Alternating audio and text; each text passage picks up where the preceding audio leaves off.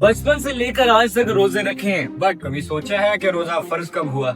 रोजे का कंसेप्ट क्या है? रोजे के बारे में आज साइंस में क्या कहती है? स्टार्ट मैं करूँ? मुझे करने दे यार। नहीं, स्टार्ट मैं ही करूँगा। देख ले भाई।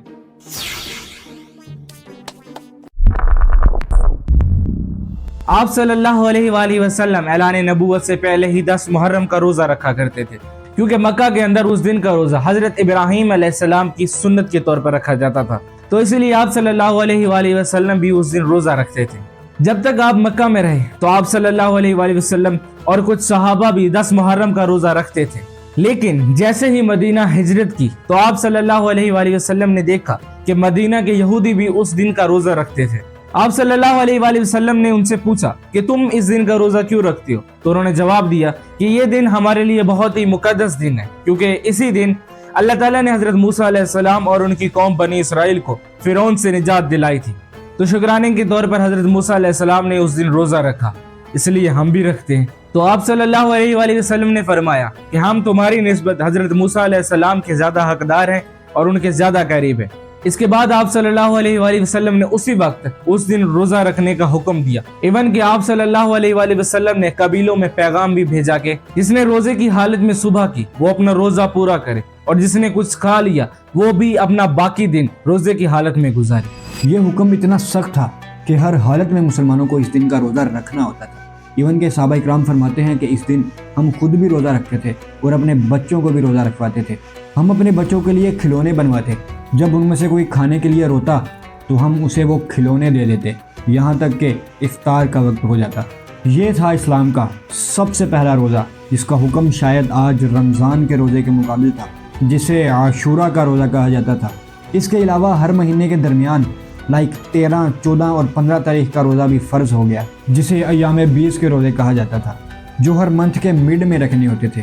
तकरीबन 1 साल तक मुसलमानों पर ये रोज़े फ़र्ज़ रहे, लेकिन इसके बाद एक दिन 2 हिजरी 10 शाबानुल मुअज़्ज़म को कुरान की 2 आयात नाजिल हुई।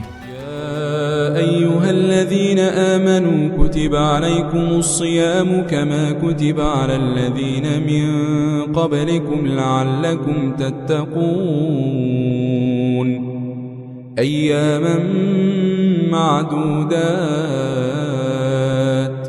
फमन कान मिनकुम मरीज़न औ अला सफ़रिन फ़इद्दतुम मिन अय्यामिन उख़र وعلى الذين يطيقونه فدية طعام مسكين فمن تطوع خيرا فهو خير له وأن تصوموا خير لكم إن كنتم تعلمون۔ अल्लाह ताला ने मुसलमानों पर 3 स्टेजेस में रोजे फर्ज किए, जिसमें पहला स्टेज यही था जिसमें अल्लाह ताला ने वाज़े कह दिया कि ऐ ईमान वालों तुम पर रोजे फर्ज कर दिए गए हैं। लेकिन इस स्टेज में रोजा फर्ज तो था लेकिन ऑप्शनल था। अल्लाह ताला ने साथ ही दूसरी आयत में फरमा दिया कि अगर तुम में कोई बीमार है या सफर में है तो उसे चाहिए कि उतने रोजे और दिनों में रखे। जिन्हें इनकी ताकत ना हो उस पर एक मिस्कीन का खाना फिदिया है, और अगर तुम जानो तो तुम्हारे लिए रोजा रखना ज्यादा बेहतर है। मतलब अल्लाह ताला ने मुसलमानों को ऑप्शन दिया कि अगर तुम रोजा रखना चाहते हो तो ठीक है, अगर नहीं रखना चाहते तो एक मिस्कीन को खाना खिला दो। इसके बाद कुछ अरसा तक मुसलमानों ने इसी सेम कंडीशन के मुताबिक रोजे रखे, और ऑलमोस्ट 1 साल के बाद कुछ रिवायात के मुताबिक जंग बदर के बाद और कुछ के मुताबिक जंग बदर से पहले एक और आयत नाजिल हुई। शहरु रमज़ान अल्लज़ी उन्ज़िल फ़ीहिल क़ुरआनु हुदल लिन्नासि वबय्यिनातिन मिनल हुदा वल फ़ुरक़ान फमन शहिद मिनकुमुश शहर फ़ल्यसुमहु ومن كان مريضا أو على سفر فعدة من أيام أخر يريد الله بكم اليسر ولا يريد بكم العسر ولتكملوا العدة ولتكبروا الله على ما هداكم ولعلكم تشكرون۔ یہ تھا سٹیج 2، اس میں اللہ تعالیٰ نے روزہ لازم قرار دے دیا، فدیہ والا آپشن ختم کر دیا گیا۔ اللہ تعالیٰ نے فرمایا تم میں جو کوئی یہ مہینہ یعنی رمضان پائے تو وہ اس کے ضرور روزے رکھے، اور جو بیمار ہو یا مسافر وہ اتنے روزے اور دنوں میں رکھے۔ واضح الفاظ تھے کہ فدیہ کا آپشن اللہ تعالیٰ نے جسٹ بیمار اور مسافروں کے لیے رکھا، بٹ جو انسان تندرست ہے اس پر روزہ رکھنا لازم ہو گیا۔ آپ کو پتہ ہے کہ اس وقت کا روزہ آج کے روزے جیسا نہیں ہوتا تھا۔ اس وقت یہودی یعنی اہل کتاب آلموسٹ 24 سے 25 گھنٹے کا روزہ رکھتے تھے، یعنی آج غروب آفتاب سے لے کر اگلے دن غروب آفتاب تک، اور آج بھی رکھتے ہیں۔ اس وقت روزہ فرض ہوتے ہی مسلمان بھی کچھ اسی طرح کا روزہ رکھتے تھے، لائک افطار کے آلموسٹ عشاء کی نماز تک کھانے پینے کا حکم تھا، بس اس کے بعد روزہ شروع ہو جاتا تھا۔ ایون کہ کوئی آدمی افطار سے پہلے سو جاتا اور بعد میں اٹھتا تو وہ بھی کچھ کھا پی نہیں سکتا تھا، اگلے دن افطار کے وقت ہی کھانا کھاتا۔ اس کے علاوہ اور بھی کچھ پابندیاں تھیں شادی شدہ افراد کے لیے، اور ایک صحابی کے ساتھ ایسا ہوا بھی۔ وہ بہت محنتی تھے، وہ دن بھر روزہ کی حالت میں اپنے کھیتوں میں کام کرتے رہے، اور شام کو جب وہ گھر آئے تو انہوں نے اپنی بیوی سے کھانا مانگا تو وہ کھانا پکانے میں مصروف ہو گئی۔ وہ صحابی بہت تھکے ہوئے تھے تو ان کی آنکھ لگ گئی۔ جب بیوی نے کھانا تیار کر کے ان کو جگایا تو انہوں نے کھانے سے انکار کر دیا، کیونکہ اس وقت سونے کے بعد روزہ دار پر کھانا پینا ممنوع ہو جاتا تھا، اور وہ اسی حالت میں اگلے روزے میں شامل ہو گئے۔ اس کی وجہ سے ان کو بہت زیادہ کمزوری ہو گئی اور وہ دوپہر کے وقت بے ہوش ہو گئے۔ اس کے بعد اللہ تعالیٰ نے ایک اور آیت نازل کی، وَإِذَا سَأَلَكَ عِبَادِي عَنِّي فَإِنِّي قَرِيبٌ أُجِيبُ دَعْوَةَ الدَّاعِ إِذَا دَعَانِ فَلْيَسْتَجِيبُوا لِي وَلْيُؤْمِنُوا بِي لَعَلَّهُمْ يَرْشُدُونَ۔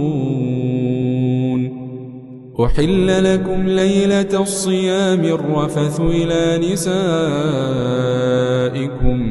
هن لباس لكم وأنتم لباس لهن علم الله أنكم كنتم تختانون أنفسكم فتاب عليكم وعفى عنكم فالآن باشروهن وابتغوا ما كتب الله لكم وكلوا واشربوا حتى يتبين لكم الخيط الأبيض من الخيط الأسود من الفجر ثم أتموا الصيام إلى الليل ولا تباشروهن وأنتم عاكفون في المساجد تلك حدود الله فلا تقربوها كذلك يبين الله آياته للناس لعلهم يتقون۔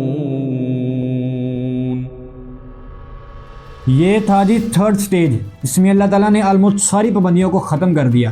رات کا روزہ ختم ہو گیا اور سحری کا کنسیپٹ آ گیا۔ رات بھر مسلمان کھاتے پیتے اور پھر سحری کے بعد روزہ شروع ہوتا۔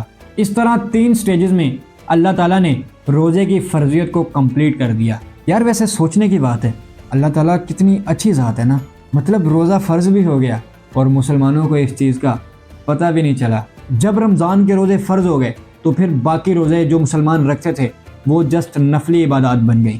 روزہ ہے تو انسان کو پرہیزگار بنانے کے لیے، لیکن آج سائنس بھی ہمیں اس کے بہت سے فائدے بتاتی ہے۔ آج دنیا کے بڑے بڑے doctors and scientist intermittent fasting یعنی جسے ہم روزہ کہتے ہیں کے فوائد پر ریسرچ کر رہے ہیں اور اس کے بہت سے فوائد بتائے جاتے ہیں۔ سب سے پہلی ڈسکوری 1935 میں ہوئی۔ کارنیل یونیورسٹی کے سائنٹسٹ کلائب مکے نے پہلی بار یہ ثابت کیا کہ فاسٹنگ جیسا عمل جسم کی عمر بڑھاتا ہے اور بیماریوں کو ختم کرتا ہے۔ Second Discovery 1982 brain protein BDNF۔ 1982 میں دماغ کو نیا کرنے والے پروٹین BDNF کی ڈسکوری ہوئی۔ 2000 میں سائنٹسٹ مارک میٹسن نے یہ ثابت کیا کہ یہ پروٹین جسٹ روزہ رکھنے سے ہی سب سے زیادہ ایکٹیو ہوتا ہے۔ Third Discovery 2014 university of southern California نے یہ حیرت انگیز ڈسکوری کی کہ صرف 3 دن کا روزہ رکھنے سے انسان کا امیون سسٹم بالکل نیا ہو جاتا ہے۔ Fourth discovery 2016 the Nobel prize of autophagy. Autophagy مطلب جسم کی صفائی۔ 2016 میں ایک جاپنیز سائنٹسٹ کو नोबेल प्राइज मिला इस बात पर कि उसने ये साबित किया कि जब इंसान भूखा रहता है तो उसके जिस्म के अंदर एक क्लीनिंग मशीन चलती है जो उसके जिस्म के सारे खराब और पुराने सेल्स को खाकर ख़त्म कर देती है और जिस्म के अंदर नए और हेल्दी सेल्स बनाती है, जिससे कैंसर और बहुत सी पुरानी बीमारियों का खतरा कम हो जाता है। Fifth discovery 2018 Massachusetts institute of technology ने यह डिस्कवर किया कि सिर्फ 24 घंटे का रोजा इंसान के स्टेम सेल्स को इतना फास्ट कर देता है कि डाइजेस्टिव सिस्टम बिल्कुल नया हो जाता है। दुनिया के सबसे बड़े journal the new England journal of medicine ने 2019 के अंदर एक बाकायदा रिपोर्ट पब्लिश की जिसके अंदर उन्होंने कहा कि इंटरमिटेंट फास्टिंग यानी रोज़ा दिल की बीमारियों का सबसे बेहतरीन इलाज है। इसके अलावा बहुत सारी रिपोर्ट्स हैं जिनके अंदर रोज़े के छोटे छोटे फ़वाइद बताए जाते हैं। यानी रोज़ा जो अल्लाह ताला ने आज से 1400 साल पहले ही हम पर फ़र्ज़ कर दिया था, आज साइंस उसे बॉडी की सर्विस कह रही है। रमजान के रोजे फर्ज होते ही उसी साल एक ऐसा वाकया पेश आया जिसने सदियों से चलते आ रहे निजाम को तोड़ कर रख दिया। मुसलमानों की सबसे पहली जंगे बदर। सब्सक्राइब।